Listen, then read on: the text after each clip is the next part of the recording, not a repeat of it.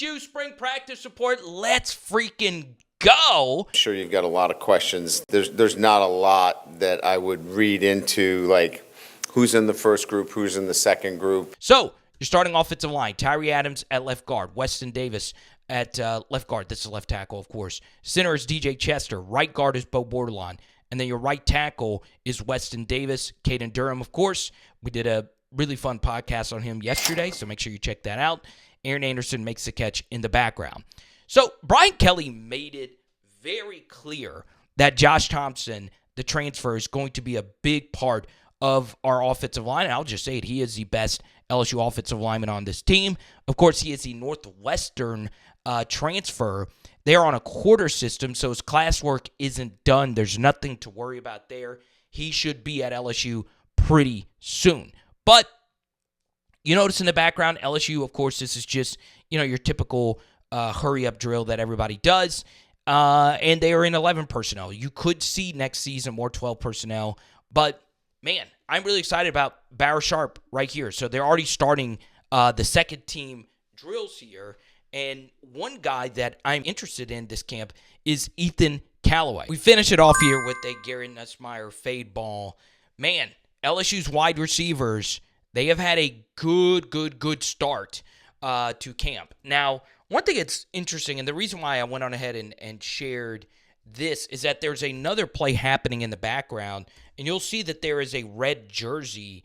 That is Kyle Parker, who's coming off that arm injury from last year that knocked him out for the year, right? He had the big catch, of course, versus UCLA, and we get to the second-team offensive line. So the aforementioned Callaway here at right tackle. Then at right guard, you get Weston Davis. And then at center, you get Braylon Moore. And where we get spicy, baby, the true freshman. All right, so you have Carius Kern at left tackle. And then, of course, this is the young man coming in from Solomon Thomas coming in from Florida.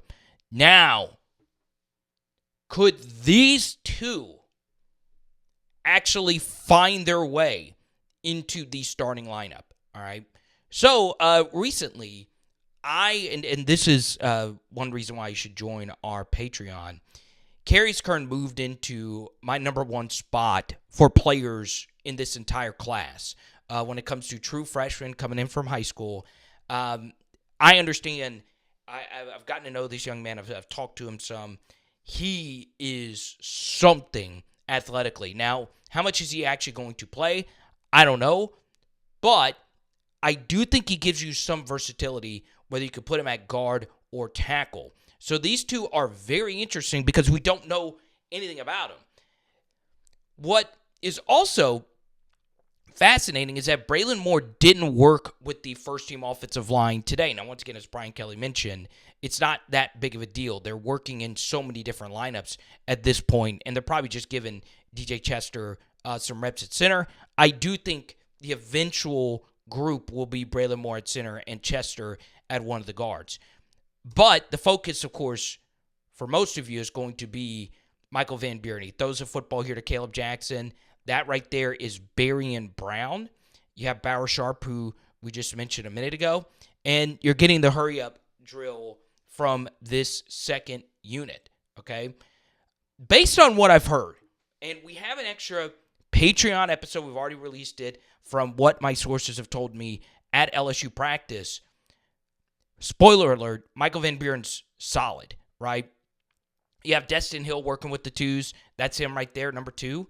This is a year 5 player, so a lot of experience. So the second team wide receiver room, Destin Hill, Kyle Parker in the red jersey, and Berrien Brown. All right, so Nick Anderson, who's been at practice, not with the second team unit, no big deal. I mean, especially a wide receiver where they're going to rotate in very, very, very heavily. Now, of course, there's a mesh point issue right there between Van Buren and Caleb Jackson. That's something that will get cleaned up. Once again, it's the first practice. They just met each other probably a few weeks ago. But you can see Joe Sum was frustrated by that and made them start over.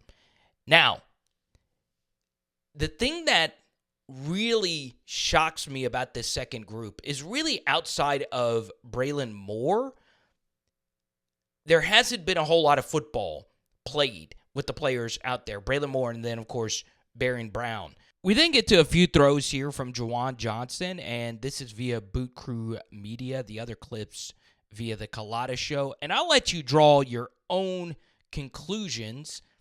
Obviously, this is the first time Jujuan Johnson has thrown a football in a while. Now, I'm sure he's done it in practice and just playing around with friends and teammates. But this is going to take a little bit to get back to his full-time high school form at playing the QB position. I still believe there is a lot of value in him playing the star or rotating in as a nickel on defense, but they moved him to offense. I don't know the full story there, but I will say LSU does need a third quarterback in practice, so he is serving a purpose. I just don't think you could just go on without Colin Hurley at this point. So I'm fine with Jujuan being at quarterback for now. All right, let's go to the other side of the football. A lot of you are fascinated by this defensive line.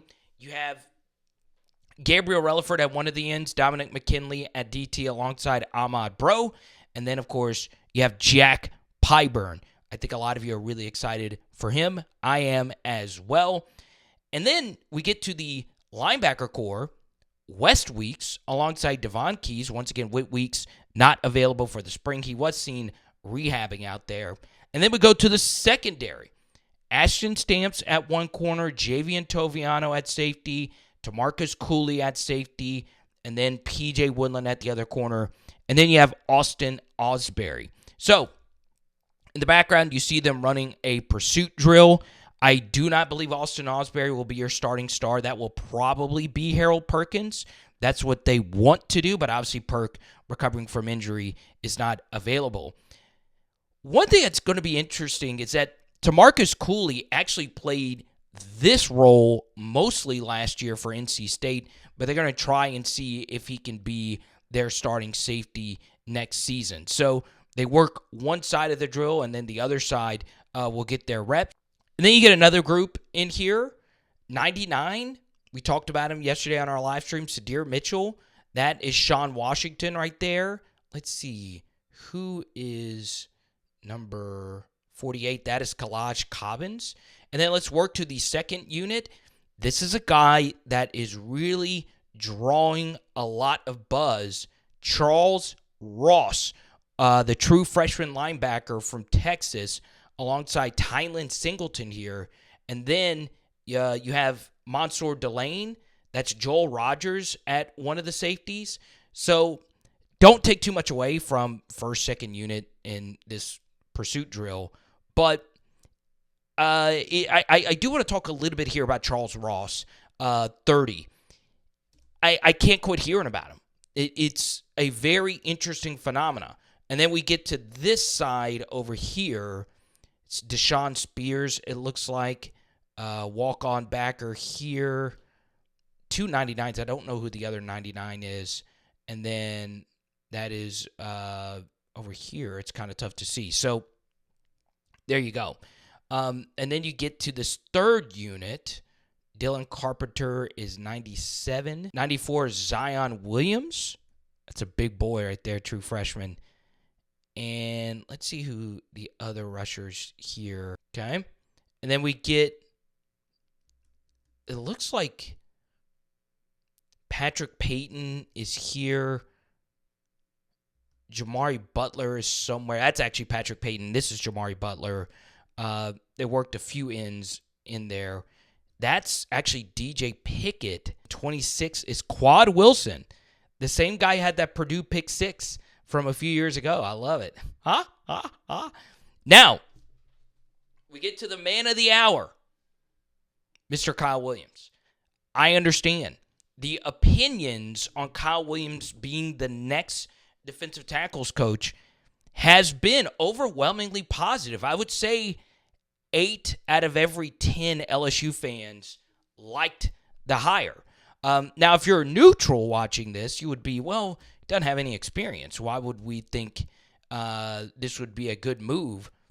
but I'm excited. It might just be my nostalgia kicking in, but I'm pretty pumped up to see what he's going to do next year. Now, this is encouraging. 98 is Dylan Battle. He was one of Bo Davis's many recruits. Let's see. So once again, this is just your typical shoot drill. One thing I do like, and once again, this is just a very nerdy thing. I'm probably going to lose a lot of you, okay? One positive sign from Kyle. I hate drills with defensive linemen that don't involve actually moving the football, all right? This is a split-second sport. If and the reason why I'm pointing it out is that there's a lot of coaches that just stand here and just say, go, hut, and then you just go. That's not good for your development. You know, my defensive line coach, I was lucky to have the same one throughout my high school career. This really helped me. And I've seen Tennessee coaches use this as well. Most coaches do indeed use it, but it drives me crazy when I see a high school or anything that doesn't actually use a ball to work on firing off the football. All right, it's on his go. And once again, I'm not down there. I'm not able to see if he's actually saying hut, and that's when you go. But you want to work a few times saying hut, and not actually snap the football so you can get that muscle memory down pat. Now in the background, you see what every receiver loves to work on, which is blocking. It's not just receivers in the background. You see a few running backs mixed in there. But that is something where LSU could drastically improve.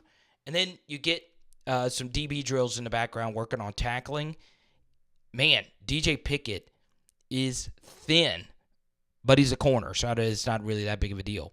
But he will probably put on some weight and be a good LSU tackle football player. And then obviously this is just a simple tackling drill mixed in there with a lot of walk-ons. There he is, a single-digit TAMARCUS COOLEY, the transfer from NC State. Let's have an honest conversation about Michael Van Buren. This is probably the most intriguing player. You bring him in after a true freshman season at Mississippi State to back up Garrett Nussmeier. Now, you can go to Patreon. Once again, link is down below. I am indeed very worried about LSU's QB3 situation, but I am loving the QB1 and QB2 situation. Like Garrett, he's not the absolute biggest guy, but he does have a lot of pop in that arm. And I want you to take a look at what he had to deal with last year at Mississippi State. So you see his stats, but what's more intriguing is that Mississippi State did not have a good supporting cast, and he went on to play as a true freshman, arguably the hardest schedule I have ever seen a quarterback actually face. I mean, these are loaded defenses, and while he wasn't great, he did take a lot of sacks, threw some picks that were bad. He hung in there, right? Overall, the QBR being at 63 with that schedule isn't bad. So I am in on Michael Van Buren as a quarterback project, especially if he's able to redshirt this year. But I do think, as a QB2 of this team, he will be involved some way, somehow in this offense. But this is indeed still the Garrett Nussmeier show. He is far and away the best quarterback on this team, and maybe the entire SEC. Obviously, there's Arch and Nico and a few other sexy names that are out there. But you guys, let me know. We'll talk to you soon. Power Hour LSU. Boom!